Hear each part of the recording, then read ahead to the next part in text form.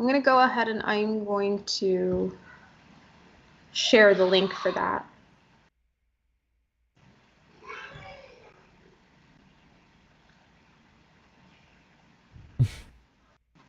Okay. Point in the face. No. Oh shoot. Hold on. I'm on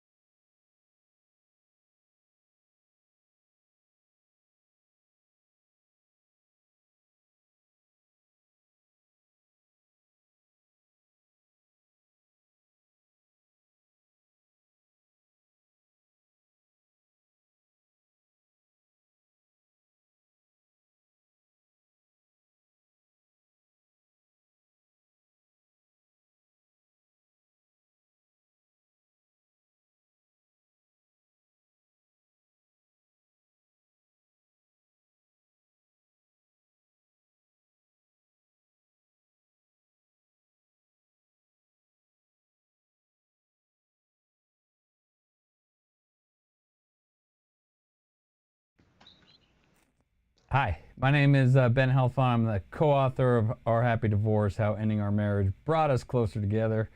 I am joined, as always, by one Kate Anthony and Susan Guthrie.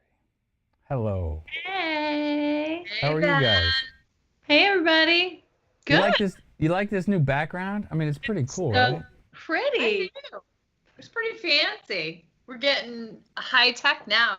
Well, it's high tech until the tech goes bad, and then it's low tech. It's usually low tech around here, but you know. We are streaming, aren't we? We are streaming live, yes. There we go. So behave yourself. Until 30 minutes in. Until 38 minutes, is that what it is? Well, I think it's 32. It usually cuts out, but then goes right back on. So, well, thanks for joining us. We're welcomed this evening by Arianna Bradford, who's the. By the way, you're going to see her little name, I don't know, lower thirds, whatever the technical name is, and it says podcaster, but she's no longer a podcaster. But she is the author of Shame on You: Big Truths from a Bad Mom. She started the Not Your Average Mom project in 2016, and then wrote this great book. Her stuff she puts out there on Instagram and social media is on point with a little humor wrapped in it. So we're pleased to welcome. Hi. Hi. How are you? Hi, we have a little sound Thank you for effect. having me. A little round of applause. How are you doing? I'm doing well, thank you. Yeah. It's You good to have you. We actually have 3 out of 4 of us. I know Susan's not technically a, what are we, West Coast Florida resident, but you are in very close to where Susan and I are. I am. Yep. We're all in Central Florida together. Central Florida. No? Central West Florida. And then there's Kate. We love you anyway, Kate. I'm in the other sunshine state. As Yeah. long as we're all in sunshine, who cares, right? That's all that matters. It's fine. That was just a mean trick because I'm always the different one, right? I'm always the guy amongst, strong, powerful women. So, I just had to make you feel a little less than and not a part of. To make myself feel better. Your techniques here, Ben. At Yeah, least you know what you're doing. It's like the thought bubble above the head. Maybe some things are better not said. But so tell us about your book. What motivated you to write it, and what can people sort of expect, when they get it? So, I've been a mother for going on 7 years. My oldest turned 7 in August. And before I was a parent, I was a musician. I was kind of a hot mess. I was still kind of a hot mess, but I was a bigger hot mess than I am now. And, I had my children, and obviously I changed. We all change with parenthood, but I didn't feel like I changed quite as much as everybody seemed to have thought I would. Like, a lot of people were very surprised that I wanted to do stuff for myself, or that I wanted to take naps when I was tired, like things that I had done before I had kids, but it was suddenly weird because I had children. And the biggest thing for me was that, and I've truly come to believe at this point that every parent has an age they just don't do well with. Some people are not baby parents. Some people are not teen parents. Some people just aren't, really digging the whole parenting thing anyway. And for me, it was toddlerhood. I realized that I am not great trying to talk to somebody who doesn't really understand what I'm saying, and they're yelling at me and I don't understand what they're saying, and their moods are changing on a dime. And my son and I really struggled with this. We had a lot of moments where I didn't even want to be in the same room with him. And I started thinking that I was a bad mother because I was like, what kind of parent doesn't adore every single moment with their child? Like my husband would come home from work and I would literally like hide behind him almost and be like, here's the kid, and like disappear to the back of the house. I did not like being in the room with my son because I didn't know how to handle it. And it was a friend of mine who had a child who was a little bit younger than my son, I think. And she texted me one day and she said, and I quote, and I hope I'm allowed to swear. Let me know if I'm not. Absolutely. It's encouraged. Cool. So then in that case, no. So, she texted me and she said, hey, do you want to go out for drinks? My son is being an asshole and I can't be around him right now. And then after that, she texted me and she was like, am I being a terrible person? I'm being a terrible person, aren't I? But I remember that in that moment, it hit me. I was like, I'm not the only person who goes through moments of not liking their child. I've never stopped loving my kid. When he goes to bed at night, I stare in at him just like I always do and always think about how lucky I am to have him. But during the day when he's screaming in my face because I did a thing that he wanted and then didn't and then did again, I get upset. I get irritated, as a person would. And so I started thinking about all these other things, and I was just like, I read What to Expect When You're Expecting. I read all of those other books. Why aren't they telling me these things? I will eventually figure out that my feet are going to swell. That's just something that's going to eventually happen.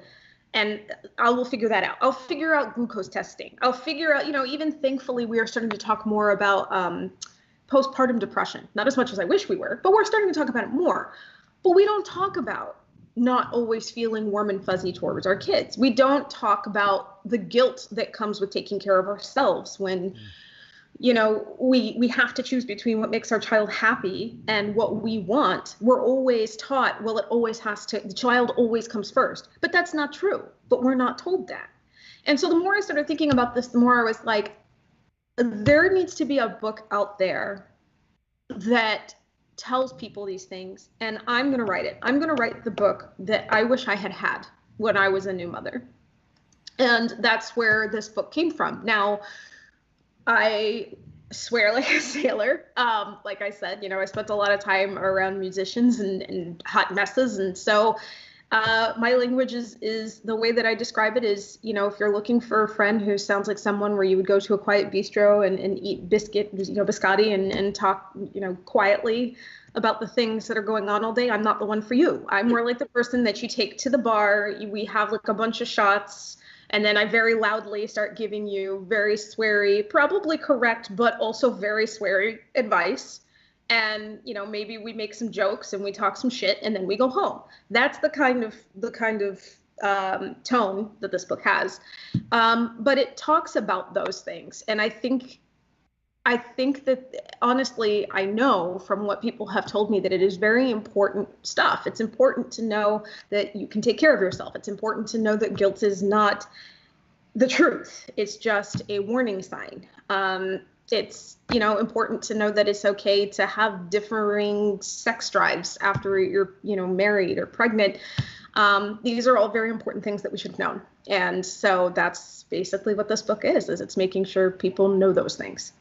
Yeah, and I kind of, when I said humor, I think the thing that got me and the stuff that you put out there and your Twitter, I mean, it's authentic, and it's what, at least, at least as a father, I remember seeing something about that age, that some people are in the sweet spot of, what they like or when they like their kids or when they, and I was talking to actually somebody the other day, and I have a 17-year-old, and then I have two little ones of 6 and 8, and Susan met them the other day. They're adorable. And I think what it comes down to, and not that I don't dislike any age, but I think that I got like 5, 6 good years. Like 8 to 14 is where I, as a man, as an individual, as a father, find my sweet spot. Like for that's my deal. Like the baby thing, the infant thing, the 17-year-old, like, I wouldn't say I want to punch him in the face, but I mean, sometimes, right? I mean, you probably do. I do, but I'm not going to feel guilty for that, right? Is that the advice? Like, as long as I don't do it, right? The thought's not going to get me in trouble. Don't do it, Ben. No. Don't do it. You just think about it. It's no. Okay. I hit him once on the butt, and it wasn't like anything compared to the ass whooping that I used to get. But I felt so guilty for like a month afterwards. I was like, oh my God, I can't believe it. Because he looked at me like, what are you doing? He's like, what are you doing? What are you doing? One thing that we had talked about before when we first were introduced was you had gone through, your own divorce and the through line between, being a parent, doing what's best for your kids, but also sort of taking care of that own personal sort of well-being. If you want to sort of Right. expand on that. Yeah. So I did not have children when I was divorced, but I do definitely draw parallels between that and how I handle my parenting, because when I was married before, I really don't think I should have been married in the first place. I was engaged at 18. I was married at 22. The dude that I married, like the day that I was married, I don't have any of those old wedding photos anymore, for a reason. But if you were to look back on them, I don't think there was one of me smiling. I don't think I was smiling in the whole picture. I really honestly should have pulled a runaway bride and not gone through with it, but I did. And one of the reasons that our marriage lasted, we were together, not married, but together for almost 9 years. And the only reason why I stayed was because I was worried about displeasing him. And I was worried about disappointing everyone else. And it was just, that was my only excuse. And I think when I turned 27 was when we finally divorced. I remember it just finally started to hit me. I said, you know, who am I doing this for? Am I doing this for him? Am I doing this for me? And the thing that really disturbed me is I wasn't doing it for me. If it was completely up to me and I knew that I could get away with it, and I did, but if I had known at the time that I could get away with it, I'd have left. And I still remember my grandmother even saying, because he was in college at the time, and my grandmother was like, well, can't you wait until he graduates college? I said, that's 3 years from now. You want me to stay for 3 years? No, thank you. You know, so there were people who disagreed, but at that point I realized I was such a happier person once he was gone.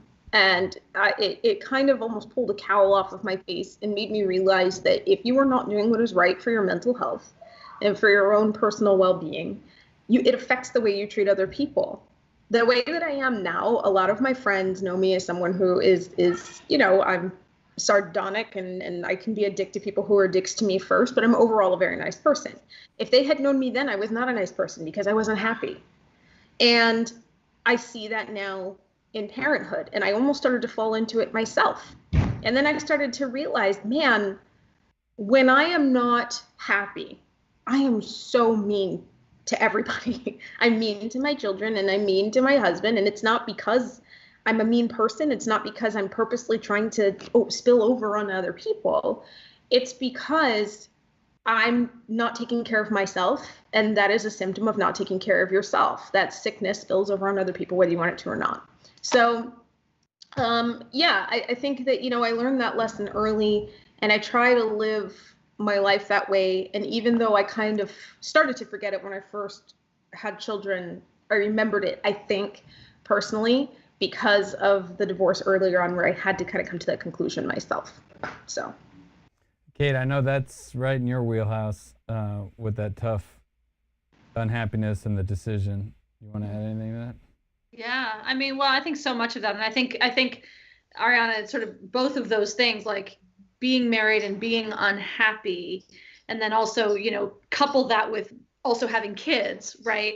And what are you modeling to your children, right? I mean, it's one thing, you know, we tend to, because we're told to, you know, we put our kids first and we always want to, you know, do what's best for our kids and put our kids first. And I agree with Arianna 100% that actually the best way to put your kids first is put yourself first, because then, you know, you can't pour from an empty cup and all of those, you know, put our own oxygen mask on first, all of those tropes, right?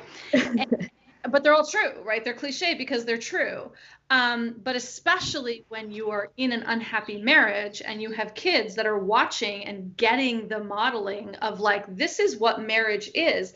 I mean, you know, 9 times out of 10, the reason that we're in unhealthy marriages is because our parents were modeling something like that to us, right? So if you want to break the generational cycles of, you know, unhappy marriages and do better for your kids, don't stick them in a toxic environment. That's all I have to say. For now. For now. So when we never all I have to say. What's that? Said it's never all I have to say. No, I know. know that to be true, but neither any of us. That's why we like to talk a lot. So the idea behind this, we talk about it a lot. Not only Nikki and I, but Frozen. Yeah. yeah. Woo. Hold on, we should be back. What's weird is I can see you guys still moving, like in Skype itself. Right. But like, Yeah, Skype is fine. All right, I think we're back. Hi, everyone. Hi, everybody. Speaking of technical difficulties. So there this, will this live stream, it's been consistent every Monday, but it's also been consistent between about 20 minutes and 30 minutes. For some reason, it just craps out on us.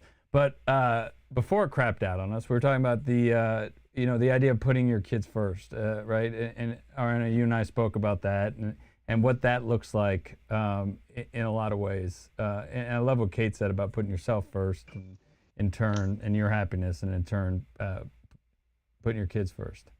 Exactly. Yeah. I mean, putting yourself there, and it's always funny because somebody always tries to be like, well, what about? There's always a what about, right? Well, what about if your kid's drowning? Well, obviously, you're going to put your kid first in that situation. You're not going to like take time to slather on sunscreen. Like we're all hoping that you have the common sense to understand that this is an in moderation situation. All we're saying is that when you have hit a wall, when you are tired, when you are hungry, when you need therapy, when you need sleep, when you need a hug, or when you need to not be touched. That's one that I think a lot of people do not talk about enough. Especially during the holidays, I'm always very careful to bring up the fact, because people always say, oh, don't push your children to hug or kiss or snuggle anybody they don't want to snuggle. That's fair, but the same goes for mom. Mom, in a lot of situations during the holidays, is doing the organizing, doing the cooking, doing the cleaning, taking care of the kids. And I'm not saying that it's that way in every situation, but generally mom is very tired at the end of the holiday, and she should not be forced to have to hug or play or allow kids to crawl all over her if she doesn't want it. And a lot of the time they are not told that. So I make sure that I say that. But the whole point is, when something... If you look at it almost like, I don't know how many people play video games here, but I'm a giant 12-year-old. I played The Sims all the time. There you go. And The Sims always had these bars for hunger, for energy, for feeling fulfilled with hobbies and learning. And if any of those ever got down to red, right, they would always start out at green. If by the end of the day they got down to red, something would happen and your little Sim character would melt down. And so I kind of look at it like that. If any of your little bars are down to red, it's okay to say, hey, we're not going to the zoo today because mommy needs a nap. Hey, I know that you want to watch this TV show, but mommy can't handle listening to the theme song anymore. So guess what? You guys are going to read books instead. Hey, I know that you guys want to have some of my emotional support jelly beans, but mommy needs those emotional support jelly beans more than you do right now. So no, you're not going to have any of my food. It is okay to say those things, because doing that is refilling your bar so that you can be better for your kids. And in that, you are putting your children first by putting yourself first. And you are teaching them that they get to do the same, right? When you don't have boundaries for yourself, you teach your children not to have boundaries. This is why, we spend our lives trying to please our children and, doing like a codependent dance around our children. We raise people pleasers or narcissists. One or the other. And it also messes up the way that kids see parenting when they get older too, how they think they have to be as parents. Right. If there's one thing that I've run into a lot, talking to different parents and seeing the people who comment on my page sometimes, a lot of people are under the mistaken impression that their parents literally just existed to pour them cereal and wipe their butts. And that's all that they think that their parents existed for. My parents never had any other dreams or aspirations. I was their dream and aspiration. And it's like, no, you weren't. No, you weren't. I guarantee you that before you were born, mom thought she was going to be a painter living in France. And then boop, along you came and she changed. But no, like, you cannot turn your parents into these two-dimensional creatures and then expect that any parent that doesn't match what you think your parents were incorrectly is what a parent should be. And that also makes it dangerous for people who become parents themselves, because then they start to hate themselves or get down on themselves or get guilty or feel guilty when they start realizing, hey, I actually want some things outside of parenting, but my parents didn't want anything outside of parenting. And it's like, yes, they did. Yes, they did. And it's okay for you to acknowledge it, even if they didn't growing up in front of you. So, it's very important to make sure that you access that stuff and that you acknowledge it in front of your kids, so that your kids know that when and if they decide to have their own children, it's okay for them to be the same way. So I was reading a blog earlier on your website, and I don't know if this falls into what you were saying, but you chose to have kids, and the other things you can't just quit saying. Does that sort of fall, into that category? Is that a fallback? Is that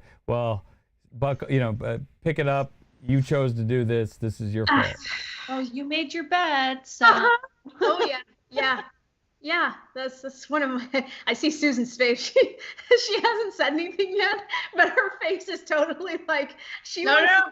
I chose not to have kids, so I'm like that. I'm the one who went the complete opposite way. I knew I was never going to have kids because I didn't want to have them. I can see from your face that you want to say the same thing I said to those people, because I hate that.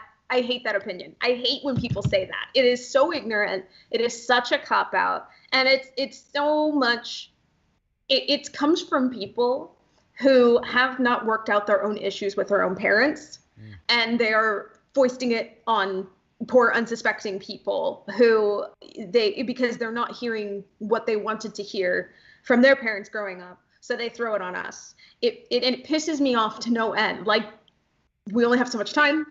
Or they have resentments about how much of themselves they gave over in their own parenting, exactly. right? Exactly.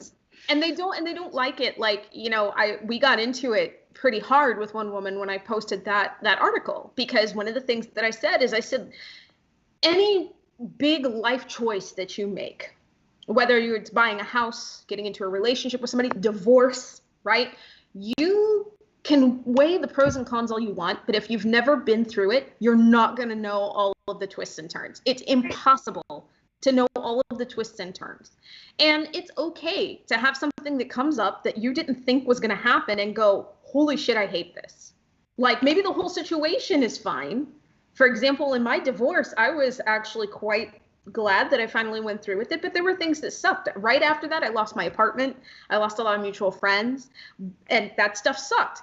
But in that time, if you had asked me, so are you going to go back to your ex-husband? Then I would have been like, hell no. Like, that's okay. I'll make new friends. I'll find another place to live. Like, I don't, and it's the exact same thing with kids. It's like, you're raising human beings with millions of synapses and just idiosyncrasies and all these things firing off in a 100% unique brain. There is no way, no matter how hard you plan, that you are going to be able to guess some of the weird shit that they're going to do, because they're kids. And so when people sit there and say, well, you chose to have kids, okay, but I didn't choose for my kid to be afraid of vacuums. That wasn't my choice. I didn't sit there and say, boy, I can't wait to have a kid it's going to, like, I didn't. It literally just comes from the fact that I think some people don't have good relationships with their parents, and they're imagining their parents complaining about them, and it triggers something in them, and they get upset, and they say, oh no, this is wrong. You can't say this. And it's like, no, you can't tell people, that they should know all facets of a decision. That's impossible. And very unfair. But, parents in general, again, I know we only have so much time, so don't get me started. But parents are held to some pretty unrealistic expectations as it is in general. But does it also have to do with, some of the things that you write in the book and you tweet at, that parents feel that way? And then if somebody opens up about it, and it's sort of dismissive, I think, just to say, well, you chose to have kids. It doesn't, and there's no through line, and I'm not trying to draw a comparison, but if somebody's having a mental health problem or going through a tough time, and they open up to you about it, and your response is, maybe it's come from a, benign spot, but it's going to be okay, or just, when really it's just not being depressed. Yeah, right, exactly. Yeah, that's tough. What are the other things you can just quit saying? Oh boy. Probably one of my least favorite as of late, and I think it's actually in the article, is when people try to predict how your child is going to respond to something you did. Well, good luck with them ever trusting you again. I'm sorry. Have you met my child? Did you move forward 20 years and know that they're not going to trust me ever again? How do you know this thing? It wasn't even me. I was reading a thing once where this woman, I should say, was in charge of a 13-year-old girl. 13-year-old girl was not grasping the concept of internet security. She was putting her name, her school, her phone number, everything out there. And she kept telling her, stop doing that. She kept trying to give her like rules and saying, hey, could you, maybe just make it private so that only people who know you can follow you. How about we do this? How about we do that? Take an internet course. And this girl just wasn't doing anything she told her. So she said, all right, delete all your social media, which is absolutely what I would have done in that situation. After you've tried everything else, obviously you can't trust them at this point, right? Comments all over the place. Well, now she's never going to trust you. Now she's just not going to trust you ever because you made her cancel. First off, have you met the child? Have you spent 24 hours a day in that home? Do you know what the trust is like between those two? No. So you cannot make that comment. You have not traveled forward into the future. And just because that's something that would have bugged you as a 14 to 16, 13, whatever year old, doesn't mean that that was a bad choice for her kid. She's a totally, completely different person from you. And all that that's doing, I think it irritates me so badly because it preys on our very fear as parents that we are going to do something that's going to screw our children up for life. It's part of the reason why people stay in bad marriages, right? Because we fear that if we leave, that child is going to grow up to never trust again, or to never love, or to never do this or to do that. And it's all going to be our fault. We fucked our kid up. And that is probably the ultimate fear I think we all have, because this is a blank slate that we are in charge of, and that's a big thing. So telling us, oh, well, good luck with them ever trusting you is, to me, downright evil. You're basically playing on that inner fear of, this kid is my responsibility and I can't screw them up. So that's probably my big one right now. That, and I also don't like when parents are shamed for either drinking or not drinking. That also irritates me. Who cares?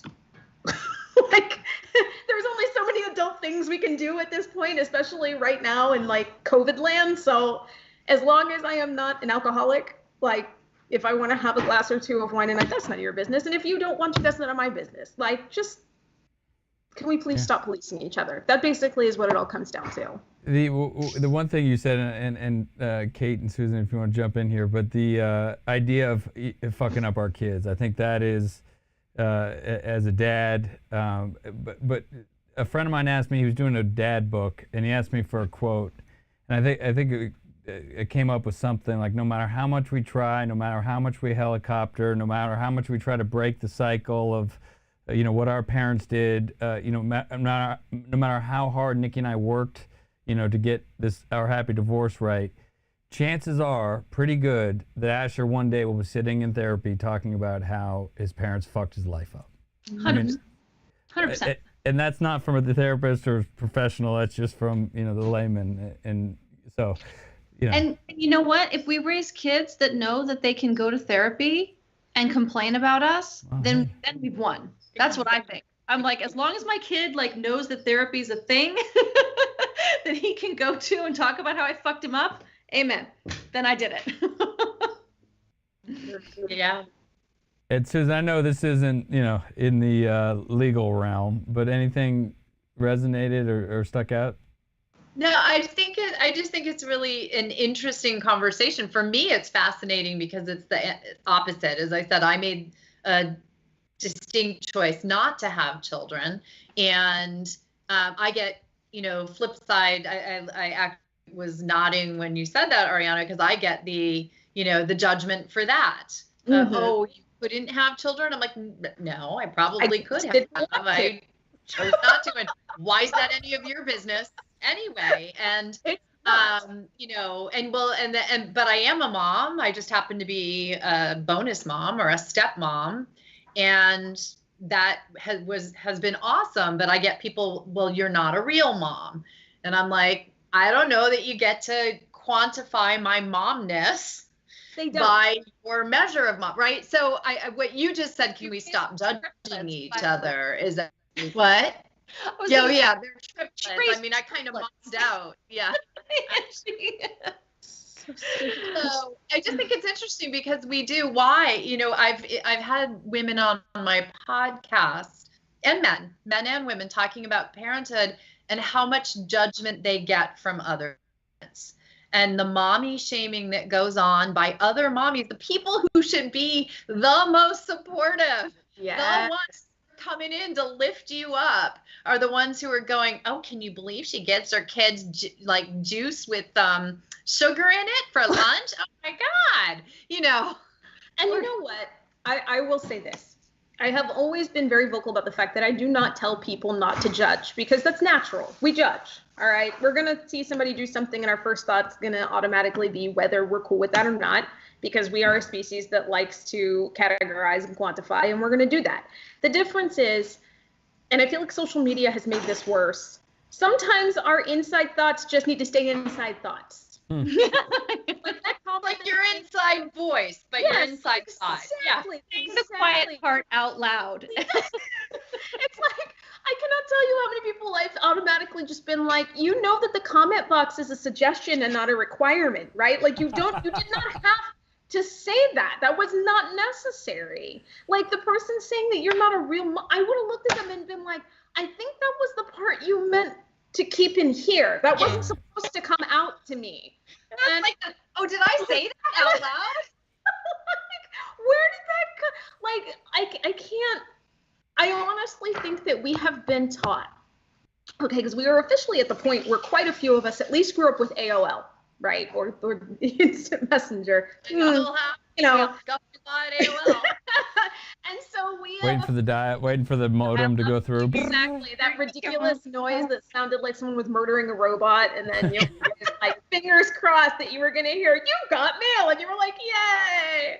Even if it was an email for like bigger penis pills, you were just really excited that someone felt more important enough to get. Anyway, I even remember my first AIM name. I don't know if anybody else does, but I do. I still have it. I do. I still have it. Yeah. Oh my God. Jammin' Funk. What is it? Girl, right here. That is amazing. My DJ days. Then Jammin' Funk. Anyways. Jammin' Funk. Anyway. Oh God, that made me so happy. My point being that we have been raised with social media to the point where I think literally everyone at this point thinks that life comes with a comment box, right? Like we have all come to the point where we believe, oh, well, when you are telling me this thing, you want my opinion. And they are absolutely shocked when you're like, no, I don't want to hear whether or not you agree with the fact that I gave my kid goldfish crackers. I wasn't asking you. You know, because we're not used to not being asked now. Everything asks us. There was an article the other day about ducks, and it had a comment box. What are your thoughts on this? They're ducks. They're cute. Why does this need comments? It doesn't need comments. So, you know, I honestly just kind of, exactly. So I honestly just kind of feel like we are at a point where everybody feels like they have to have a comment about something. And I have started telling people when they talk to me, I'm like, listen, don't feel bad for judging. Judging is natural. As long as you're not excluding somebody for it, if it's not hurting you, that's fine. The problem becomes when you are trying to make someone feel bad for their natural choices, be it not having children, getting divorced, whatever. When you are making them feel bad for it because of your judgments, that's when you've crossed the line. And I think it's fair that, I just want to stick up for my buddy Susan, is we talk about choices. She made a choice to raise 3 triplets. I guess 3 triplets is repetitive, but she made a choice to raise triplets. Wasn't allowed to get rid of one of them, so yeah, there were always going to be 3 triplets. All 3 of them. All 3 of the triplets. That many, I don't think many people, if they knew they were going to have kids, would take that choice of having triplets. So like I chose not to have children and then ends up opting to raise triplets. Like that's a special kind of human who Were they 3 years old or 2 years old when you met? They were young. They were 5.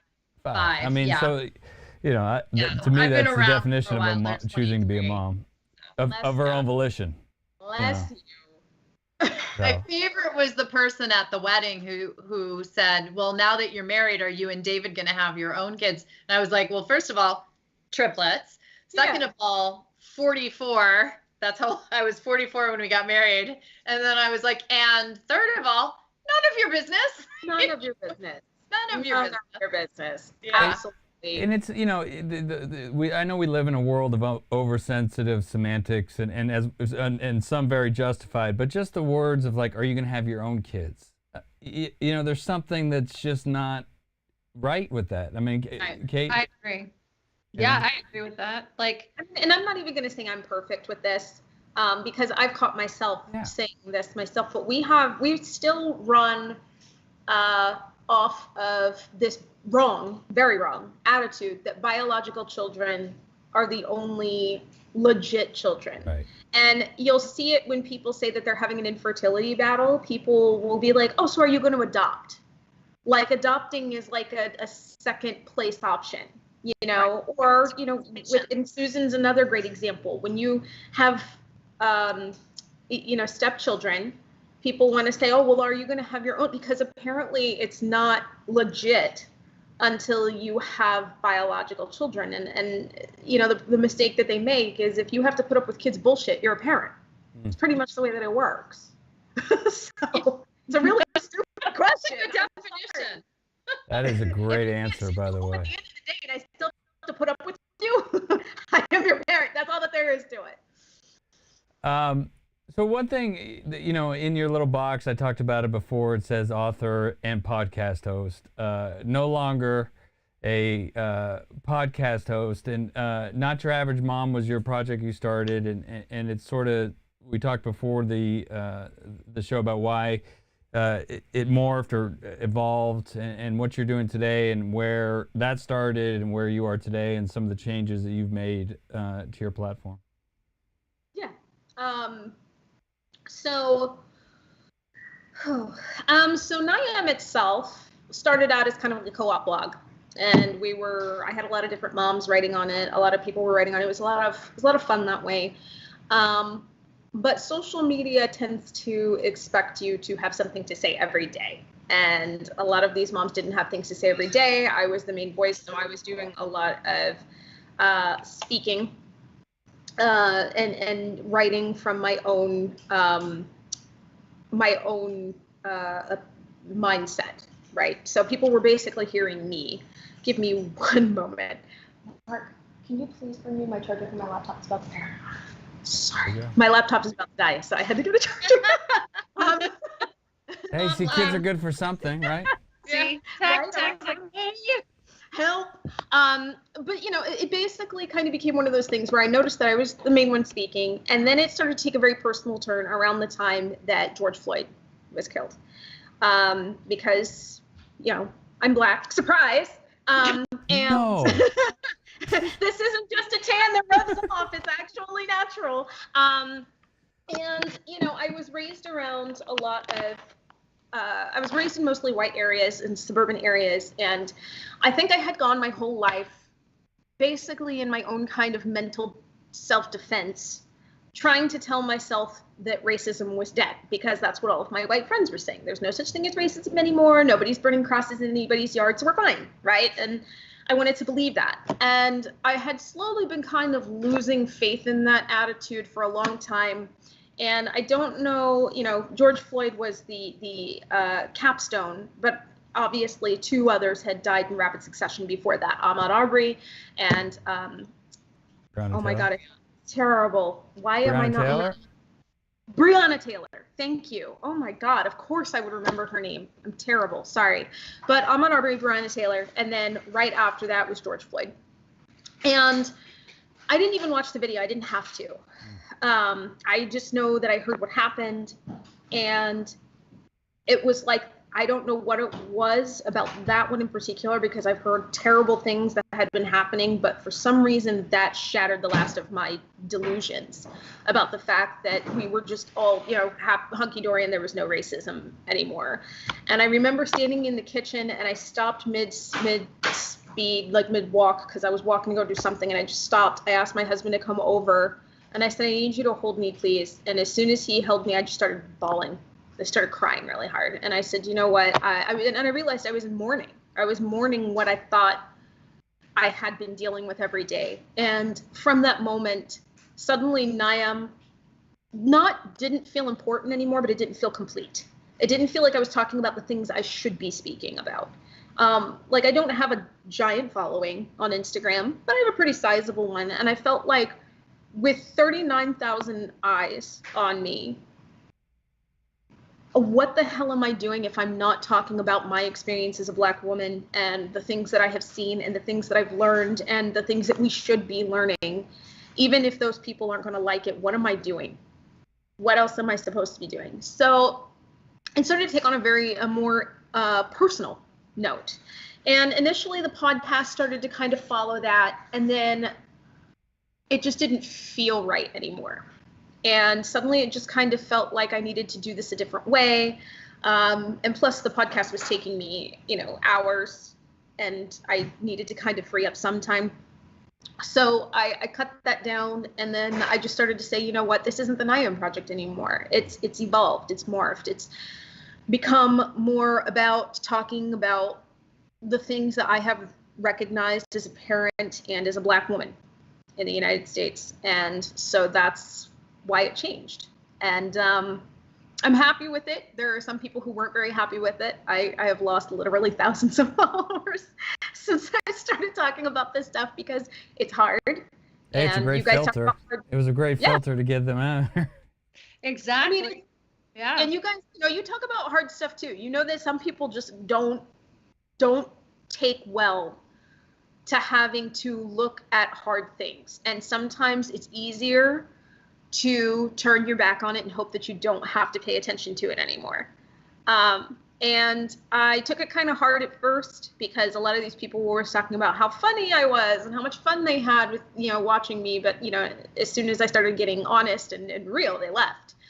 But now I kind of have this attitude of I would rather connect with and teach the people who are there to be taught and the people who are there for that connection than the people who just aren't ready yet. And there are some who will never be ready. And so that's we talk about big truths as the name of this, this stream. So talk to me about truths of, I'm not a woman, surprisingly. I'm not Black, more orange when I get suntan. So that's a truth. But, no matter what I majored in college, which was African American history and race relations, I don't know what it's like. I don't know, and as a parent. And so what are some of the big truths that you can tell people about what it's like to be, a Black mother, to Black children in this country? And what are the differences that you see that, that I might not have to have with my kids' conversations? Well, I can give 3 very big ones. The first being that we have to talk about our history at some point. I have been privileged enough that I have always lived in the suburbs, and I live in the suburbs now. And because of it, I'm lucky enough that I don't have to really have conversations with my kids about police yet. That being said, I have had to talk to my 6-year-old boy about George Floyd because he wanted to know why mommy was sad. He wanted to know why people were marching. He wanted to know why mommy was writing articles that she was writing and why she was looking at pictures that she was looking at. And I did have to explain that to him. I've had to explain how some people judge mommy differently just because of her skin color. And I've had to frame it in a way that a 5-year-old understands.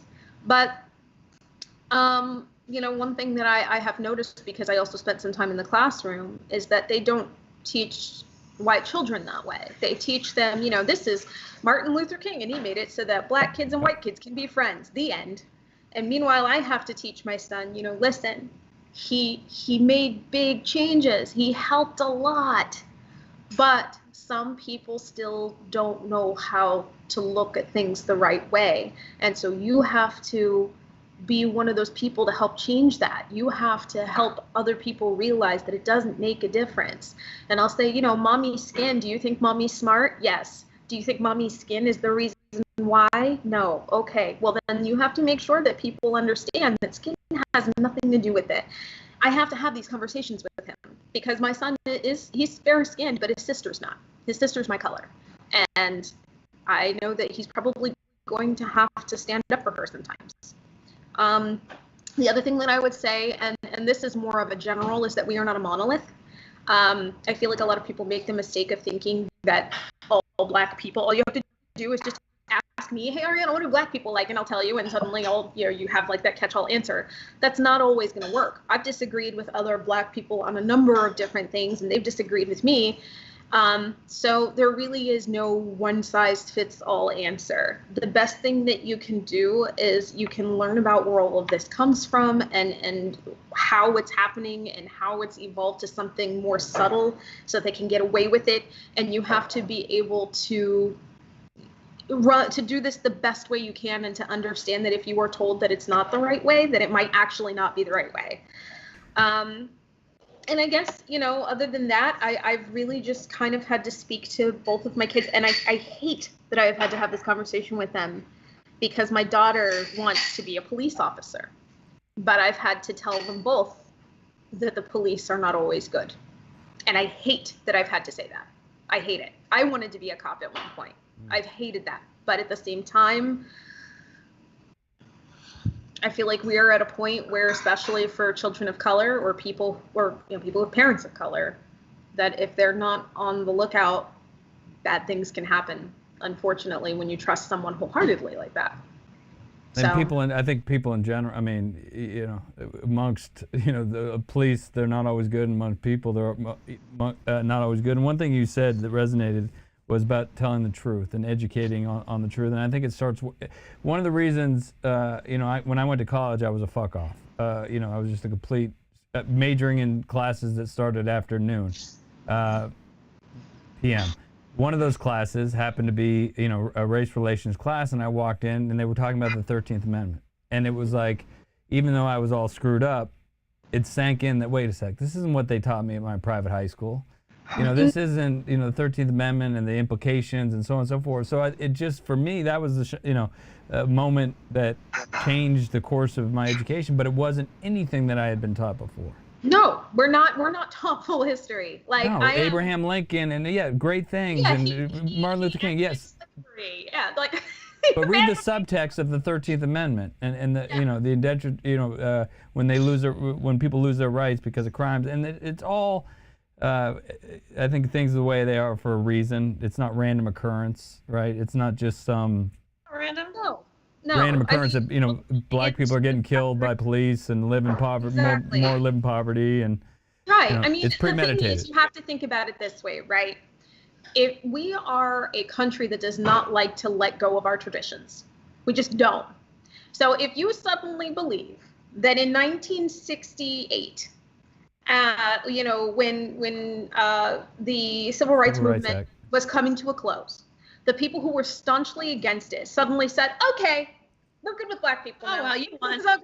We lost. We're fine with that. Yeah, like they just were like, racism's over. We're all friends. If you think that those people, especially the ones who had money and access to lawmakers, if you think that those people didn't say, that's okay, I'll figure out another way to make sure that you people don't get what you want, you just have forgotten how people work.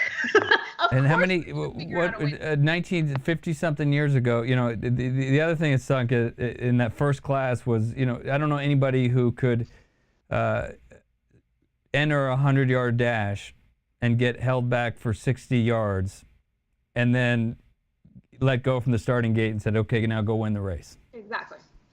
Not even Usain Bolt, right? I mean, that's, right. So. Kate, I'm sorry, I've been talking, and Susan, I don't know if you want to add anything. No. I did want to, I love we're not a monolith, because I think about, because, it's so obvious that white people are not a monolith, right? There are a lot of white people I do not like and do not agree with. But yet there is that tendency to assume that people who are different are all the same. They're just differently the same, or they're samely different. I'm not quite sure which way that one would go, but it's a fantastic statement that I think people need to, take to heart much more clearly, and that, there's nuance to every discussion. Everything has nuance, but I love hearing your perspective and your nuance. It's a different one than I've heard from anyone else that I've heard, a layered and textured nuance from. And I do want to say, I appreciate that you will share those conversations that you've had with your children. Those are, personal and private moments in your family and things that are happening. I appreciate that you share those, because I think that's the type of nuance or of contextual, I think any parent out there can sit down and think about having to have that type of a difficult conversation with their child. Maybe not that particular one, but we all know that having those difficult conversations, and maybe that will bring the humanity into it where other things have not had that ability. So thank you. And I hope it does. That's the whole reason I talk about it, is I feel like I'm hoping that if I talk, other people will talk too. And frankly, short of people trying to hit me with gotcha questions or trying to be ignorant, which has happened, I try to make it clear that, if you want to ask a legitimate question, if you really don't understand something, I am happy to explain it. I am happy to try to put it in ways that you will understand. Or if I can't do it, I'll, push you in the direction of something that you could look up to figure it out. I want people to learn. That's the thing. I don't want to make anybody feel bad for not understanding, because as Ben already pointed out, we don't teach about these things the right way. We really don't. And so in order for people to learn, they have to come to somebody who's actually going through it and ask for some help as to where to go. And I'm cool with that. And not respond just to go back to what we're talking about of you chose to have children, right? Or not respond about, a white man stepping in it, asking you a dumb question, but, not, oh, you idiot, or this, you racist, or whatever, but explaining it, right? And taking the time to, to go through it. Just really quick, the hard truth that we kind of got away from, but this is more important and more relevant, I think, today. But your thoughts on or expectations or on this trial that we're all seeing unfold in front of our eyes, and is it something where you have an expectation or a feeling about it one way or another? I have to say that I am ambivalent, and I know that that's kind of a surprise, I think, to some people, but I am mostly ambivalent because I don't want to hope too much. I don't want to sit here and say, okay, we're finally going to understand that no human being, we're not talking about a black man, we're not talking about a white man, we're talking about the fact that a black man was treated like less than a human. And we are now talking about how he was treated as a human and why that should be illegal, especially when it was done by an officer. I want to believe with all of my heart that people would be able to look at it that way. But I tend to sometimes look at what the other side says because I want to be able to understand what to expect. And there are still just the mental gymnastics that are being done. I just don't want to set myself up to have an afternoon of disappointment. Yeah. So I am watching it, and I am fascinated by what I'm seeing, but I am overall trying not to get too emotionally invested because we've seen this movie before. Yeah, I've seen this flick. It's something that I've seen multiple times, and I mean, Breonna Taylor's their killers got away, and Ahmaud Arbery's people were only charged after 2.5 months because somebody came out with the video. We don't do what we could do, and so because of that, I'm just not. I'm watching, but I'm not letting myself get too emotionally involved. Well, we appreciate it, and we appreciate you coming on and having these open conversations about everything. Of parenting, divorce, race, and it's been it's been a pleasure. I feel like I took you guys away from the divorce a little bit. Hey, So That's fine. it's good. We spend a lot of time there. Yeah, we spent a lot of time there. But tell people where they can find you on social media, your webpage, and where they can find the book. For sure. So you can find the book, Shame on You, Big Truths from a Bad Mom, anywhere. Easiest place is Amazon, but if you don't want to shop at Amazon, I know that's a thing that's going around, understandably. Most bookstores are able to order it. So you should be able to order it online. You can find me on Facebook under Arianna Bradford, spelled just like it is there on your screen. You can find me on Twitter at the Ari Bradford, on Instagram as the Arianna Bradford, and I also have a Patreon if you want to keep up with me and my writing. I am working on novels. I'm starting to shoot videos, and you get a chance to see those things before the rest of the world there. So you have a ton of options, and you can also reach out to me personally if you don't want to on social media on my website, theariannabradford.com with 2 N's. Great blogs. We talked about one of them on the show. Entertaining because they're authentic, and any parent reads them. Just relatedness of some things in thought bubbles that you don't want to say outside, out loud, but that should be said. True or false? Just so we don't spread fake news here. Voted funniest Twitter account 2019 by Huffington Post. Not funniest. I was one of the top 50. Yes. Okay. That was actually 2019 and 2020. To be honest, I was actually the top 50 both years. So that was pretty awesome. Like every good, at least the comedy I like, a lot of truth to all the stuff. So thank you so much for joining us. Thank you. And then of course, Kate and Susan. No. What? No, we're still good. Divorce and Beyond and Kate Anthony's Divorce Survival Podcast. Who you guys got on this week? Susan? I have my friend Alyssa Panitz, who is a former celebrity journalist and now is a divorce journalist. And she's interviewed over something like 300 divorce professionals for her 5 things you need to know to survive and thrive during and after divorce. So now she's coming on to give us her top 5 after listening to 300 plus people, including me and you. Weren't you on also, Ben? Maybe, but there's no chance I made it in the top 300. That was probably 301. I just have to say I was not. I actually just gave her your name, so you'll be on soon. Okay, good.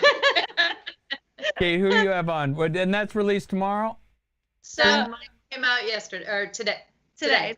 Today. And then Monday. Kate's on Thursday, right? I release on Thursdays, and right now we've got Ellen Bruno running, talking about Split, the movie.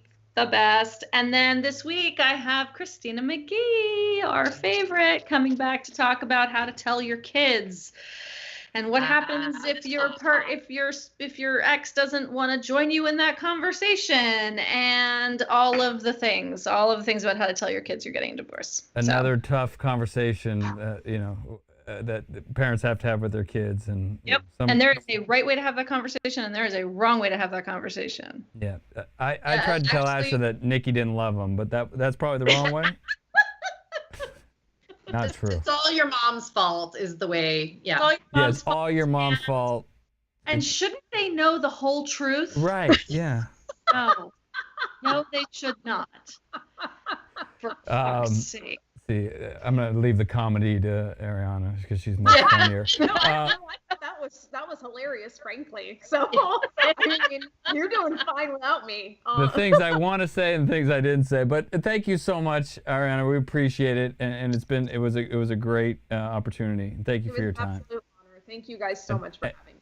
And thank you all next week. We'll be back with Dr. Elizabeth Cohen next week. Hey, Dr. One of our all-time favorites. I think they'll.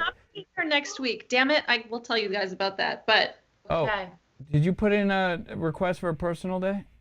Yeah. I didn't see it. It went to HR. You should probably check with Nikki. Okay, I'll check with Nikki. All right. Thank you guys very much.